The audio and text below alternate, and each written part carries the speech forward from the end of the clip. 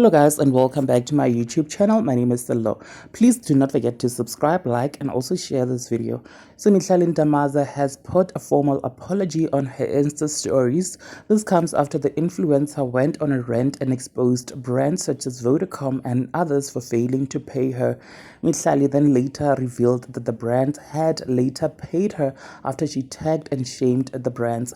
It was only a few minutes ago that Mihlali put this apology on her Instagram. So without wasting your time, check out her apology. Subscribe if you have not yet done so. I shall definitely see you on my next upload.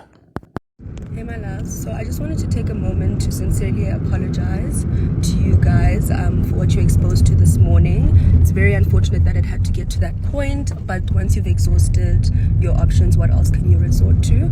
And I feel like it's my job to serve you guys content, and whatever happens behind the scenes is really not your guys' problem or your business. But I really do appreciate the support you guys showed me. Like, I genuinely appreciate it. And even to my colleagues in the industry, those who spoke up as well, I really do appreciate it.